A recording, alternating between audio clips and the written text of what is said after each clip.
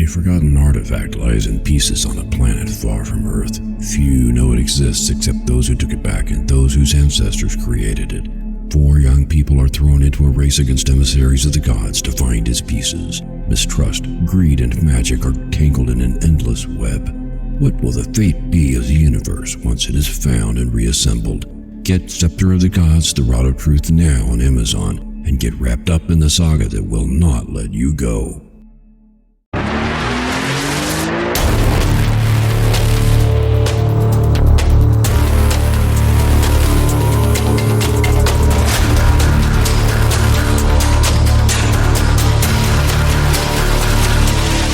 Good morning and welcome to the Motivational Devotional, where we are merging motivation and spirituality to create a daily dose of confident positivity.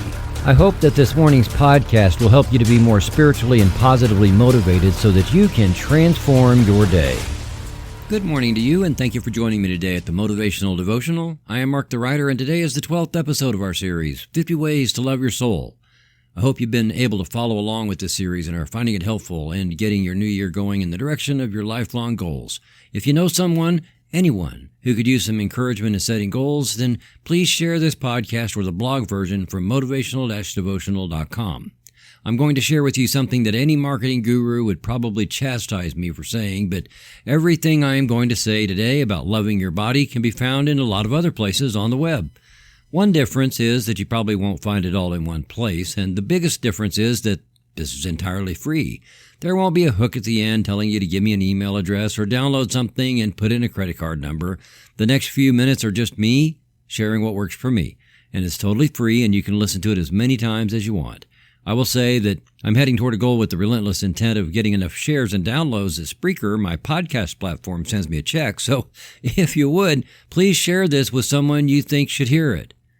I've known people, as have you, who are in great shape with, like, magazine photo-ready bodies, and they still had this belief that they were too fat or too skinny or not muscle-bound enough or had too much flab in the belly or some part just wasn't perfect. There is a psychological diagnosis of body dysmorphic disorder, which is where a person believes things like this, regardless of how perfect their body might be. Can you imagine Dwayne "The Rock" Johnson looking in the mirror and thinking he looks fat? Well, that would be the perfect example of body dysmorphic disorder. However, there are a lot of people with a far lesser degree who probably wouldn't qualify for the diagnosis, but they still don't see themselves correctly in the mirror. What I've come to realize about how I view my own body is that while it is important to have my exercise plan and goal weight and not settle for how my body is right now, I also can't focus on details of my current state and beat myself up over those. One of the things I talk about quite often is that when you take your attention off your lifelong dream to place full attention on the details of your current circumstances, then you lose your intent and you lose your momentum and you start playing whack-a-mole with things that will keep you stuck. Your body is one of those things, one of those current details, and obsessing in front of the mirror or eating extra ice cream just because you're depressed about how bad your body looks are things that will keep you stuck. I don't want you to be stuck. I don't want to be stuck either. I've also known people who could easily have said negative things to themselves about their own body because of how they looked, and yet they had zero negative feelings about their body. None. An overweight person going to the beach and letting it all hang out, saying, "Take it or leave it, baby." I hope they still said that at home in the bathroom, looking into the mirror with something like, "Yeah, I got some poundage that the doc says I should lose, and I probably would feel better, but man, being me is a great way to be." I hope that it's a case of what you see is what you get, meaning that the lack of attachment they display in public is a genuine freedom from attachment to negative body imagery. That would be exactly what I'm talking about today. Love your body. Most of us fall somewhere in between, and I know I don't sound like a genius when I say this, but you can't change your body appearance simply by wishing you could change your body appearance. If you want abs of steel, you have to work on your abs. If you want to weigh fewer pounds, you have to, go back to yesterday's podcast and the one the day before that. This is the last day I'll irritate you by saying this, but I wanted to lose 50 pounds. I did what it took, and I did lose 50 pounds. If I had needed to lose more, I would have, and I've kept it off too. I still loved my body before I started losing those pounds because it's mine. I just knew that if I wanted to live to 90 years old, then my heart, my knees, my hips, and my feet needed those 50 pounds to go away. So the main thing is that regardless of how your body looks right now or what shape you feel like you're in, love it. Love it anyway. That doesn't mean you have to be satisfied with it. It just means that you need to look at yourself and say that you love yourself anyway. Settling and loving are not the same thing. Don't settle for having a body that you know you can change, but don't beat yourself up for things you can't change. Most of all, love the process of making whatever change you choose to make. Love what you are doing for your body. I think that's one of the most important things to remember about all of this, regardless of whether we are talking about weight, muscles, funny-shaped noses or ears, or whatever. Make your changes because you love your body.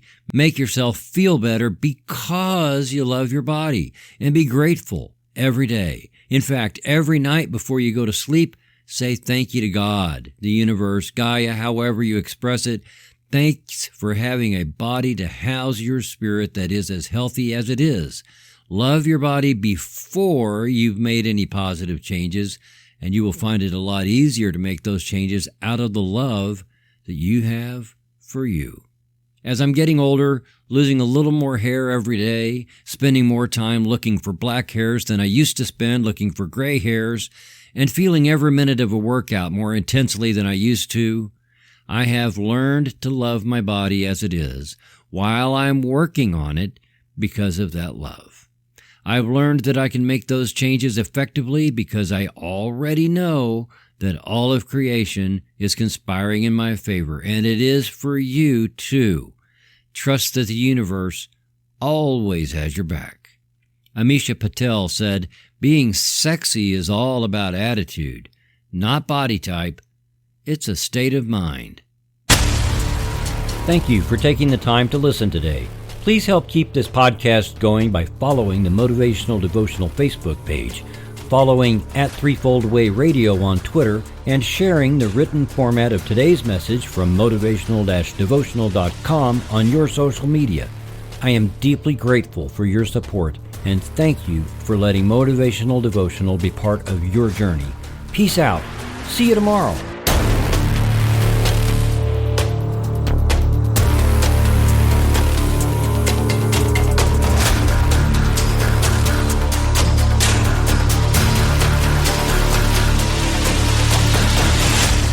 Motivational Devotional is a production of Threefold Way Radio, LLC.